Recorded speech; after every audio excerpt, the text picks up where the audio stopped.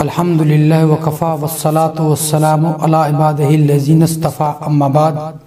فاعوذ باللہ من الشیطان الرجیم بسم اللہ الرحمن الرحیم لہم البشرى فی الحیاة الدنیا وفی الآخرہ صدق اللہ مولانا العظیم وقال النبی صلی اللہ تعالی علیہ وسلم عند ذکر الصالحین تنزل الرحمہ او کما قال صلی اللہ تعالی علیہ وآلہ وسلم۔ معزز و محترم ناظرین و سامعین کرام، میں نے جس آیت کریمہ کو پڑھنے کا شرف حاصل کیا ہے اس آیت کریمہ کے متعلق کچھ عرض و معروض کروں۔ جناب محترم یاور وارسی صاحب کانپوری نے بڑے ہی اچھے انداز میں کچھ شعر اشعار پیش کیے تھے دارالعلوم مکنپور شریف اور خانقاہ مداریہ کے تعلق سے۔ میں آج جس میسج اور پیغام کے لیے آپ کے سامنے حاضر آیا ہوں اور جس پیغام کو آپ تک پہنچانے کے لیے کوشش کر رہا ہوں، یہ پیغام پوری امت مسلمہ کے نام ہے۔ قرآن عظیم فرقان حمید میں اللہ تعالیٰ فرماتا ہے لہم البشرى فی الحیاۃ الدنیا وفی الآخرہ، کہ ان کے لیے دنیا اور آخرت میں، دنیا کی زندگی اور آخرت میں خوشخبری ہے۔ یہ کون لوگ ہیں جن کے لیے دنیا کی زندگی میں اور آخرت میں خوشخبری ہے؟ تو اس آیت کریمہ کی تفسیر احادیث مقدسہ سے ہوتی ہے اور قرآن عظیم کی اور آیت کریمہ بھی آیات اس آیت مقدسہ کی واضح تفسیر بن جاتی ہیں۔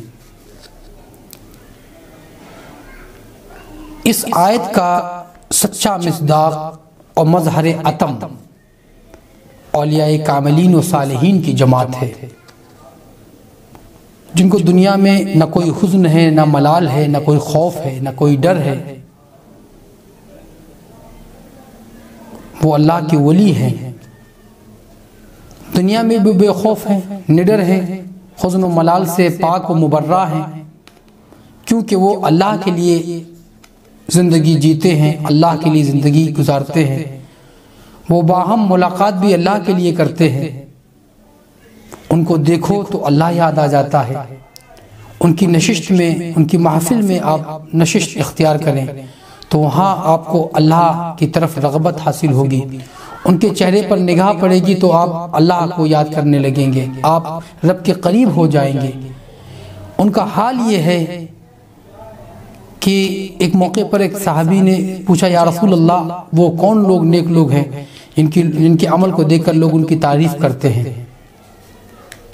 ان کے عمل ایسے ہوتے ہیں کہ لوگ ان کی تعریف کرتے ہیں۔ تو حضور نے فرمایا وہ مومن ہیں اور ان کے لیے خوشخبری ہے، یعنی وہ اللہ کے ولی ہیں،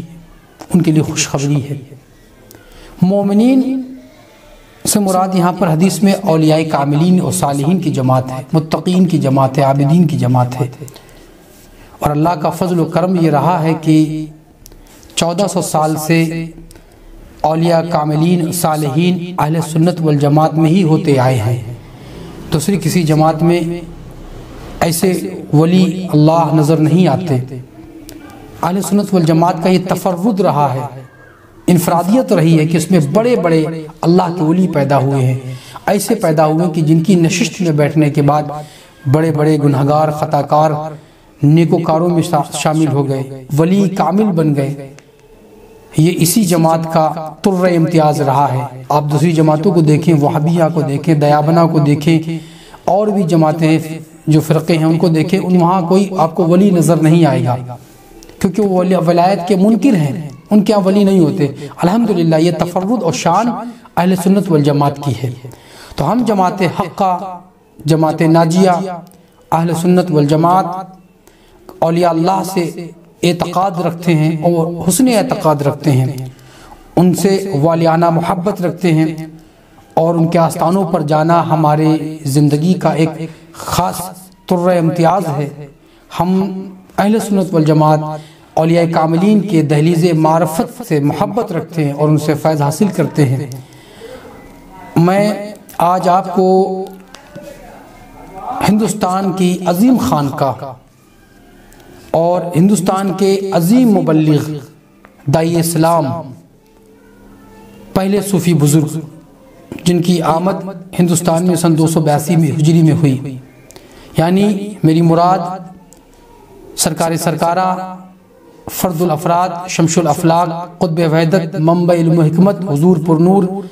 سیدنا سید بدیع الدین احمد قطب المدار المعروف بازندہ شاہ مدار رضی اللہ تعالی ارضاء عنا کا عرس سراپا قدس 21، 22، 23 دسمبر 2021 بمطابق 15، 16، 17 جمادی الاول کو چاند کی 30 کے حساب سے دارالنور مکن پور شریف میں منعقد کیا جائے گا۔ اپنی روایتی شان و شوکت کے مطابق منایا جائے گا۔ میری تمام اہل سنت والجماعت سے گزارش ہے کہ آپ لوگ جوگ در جوگ آستان مقدسہ پر حاضر ہوں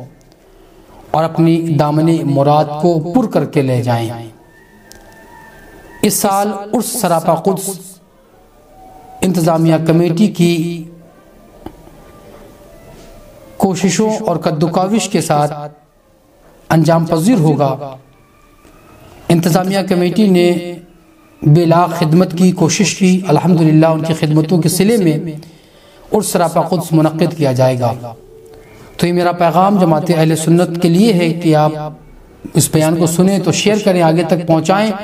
اور دسمبر کے مہینے کی 21، 22، 23 تاریخ کو، یہ تاریخ ہے عرس کی خاص، 22 اور 23، یہ 16، 17 جمادی الاول، اس میں شریک رہیں آستان مقدسہ پر،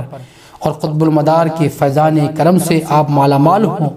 حضور قطب المدار کے فیضان نگاہ سے، فیضان نظر سے آپ کی زندگی میں 4 چاند لگ جائیں اور آپ کی زندگی بہتر سے بہتر ہو جائے۔ آستان مقدسہ پر اللہ والوں کے دربار میں حاضری، یہ ہمارے یہ خوش نصیبی سعادت ہے کہ ہم ایسے لوگوں کے دربار میں حاضر ہوتے ہیں جنہوں نے اپنی پوری زندگی اپنے رب کے لیے گزار دی۔ ہم جب ان کے آستانوں، ان کے دربار کے قریب ہوتے ہیں تو ہمارے دل میں بھی یہ للک، یہ شوق پیدا ہوتا ہے، کاش ہم بھی ان اولیاء اللہ کے نقش قدم پر چلیں، ان کی زندگی کو اپنائیں، ان کے شیوہ حیات کو اپنے لیے نمونہ عمل بنائیں۔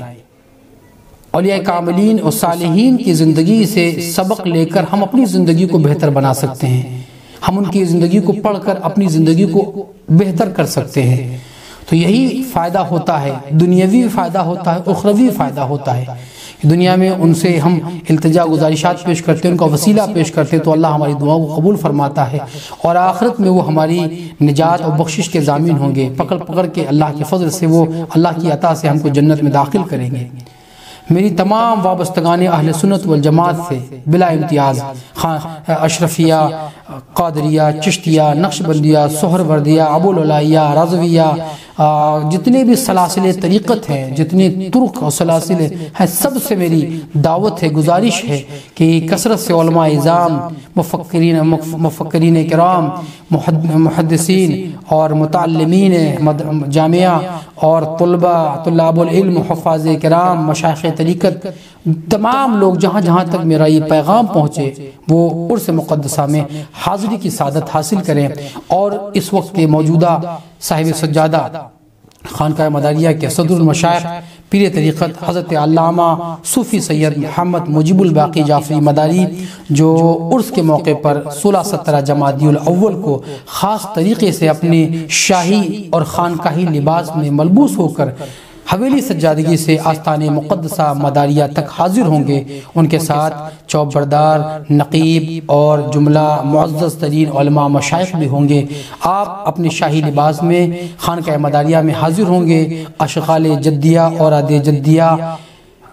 ذکر کریں گے، اور آستان مقدسہ میں حاضر ہو کر اپنے اوراد و وظائف مکمل کرنے کے بعد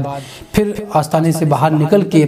ایک عظیم میدان جس کو دمال خانہ بولتے ہیں، وہاں پر ایک شاہی تخت ہوگا، اس شاہی تخت پر آپ جلوہ بار ہوں گے،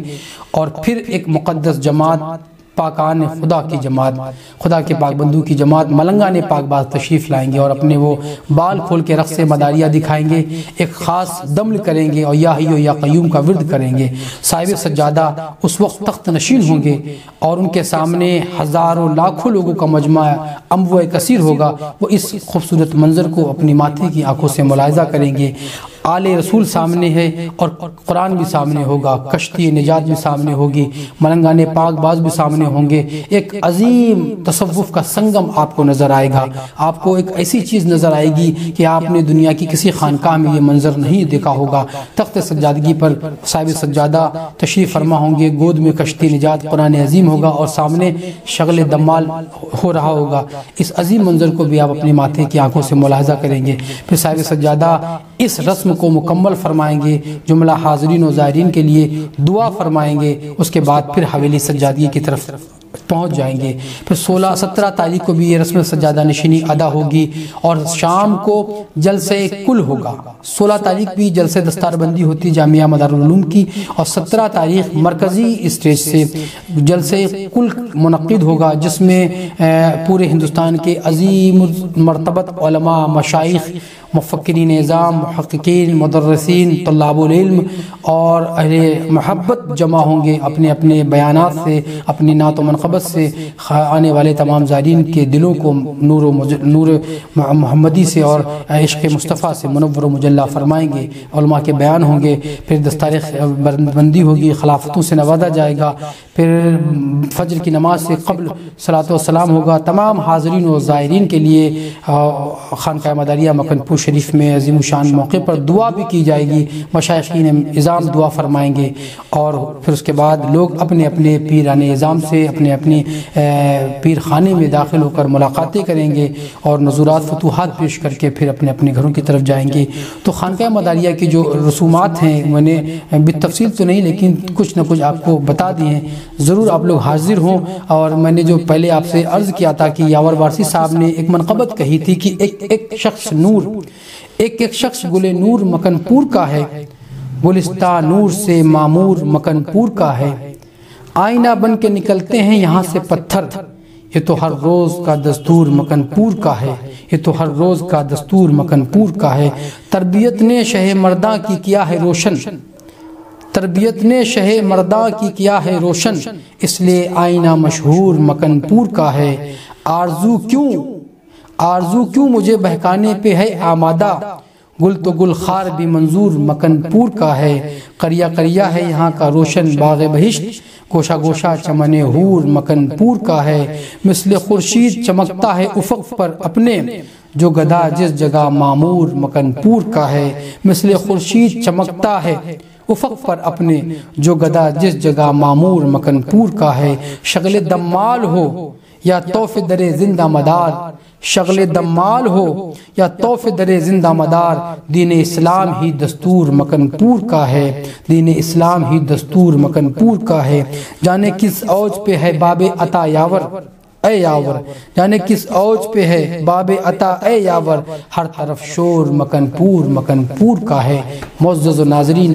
آپ لوگ کثرت سے اس ویڈیو کو شیئر کریں اور جہاں تک ہو سکے اس پیغام کو پہنچائیں۔ عرس مدار العالمین میں آپ سب کا خیر و مقدم ہے، استقبال ہے۔ وما علینا الا البلاغ۔ السلام علیکم ورحمۃ اللہ۔